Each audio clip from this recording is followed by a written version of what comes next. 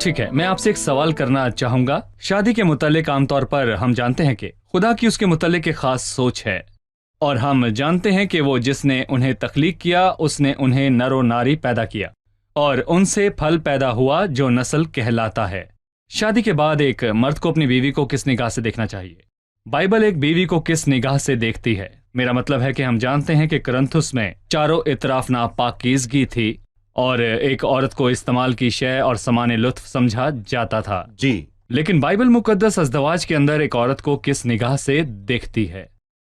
پہلی بات، پیدائش کے پہلے باب کے مطابق تخلیق کے وقت عورت مرد کے برابر تھی اور دونوں خدا کی صورت اور اس کی شبیہ پر تخلیق کیے گئے تھے. یہ عورت کے وقار کی بلندی کے لیے بات کی گئی ہے. ایسی کوئی بات نہیں جس کے مطابق وہ مرد کے ذہن یا مذہب کے مطابق کمتر ہے. بالکل نہیں، بائبل کے پہلے ہی باب سے. دوسری بات، بائبل کے دوسرے باب میں عورت کا ایک نیا روپ پیش کیا گیا ہے.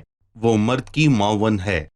مرد اپنی تمام صلاحیتوں کے ساتھ ہے، اور اس کی مانند ایک معاون. مطلب کہ وہ مرد کے مساوی ہے، اور مرد تمام قابلیت کے ساتھ اس کے بغیر کوئی کام نہیں کر سکتا. صحیح. کیونکہ وہ اس کی معاون ہے.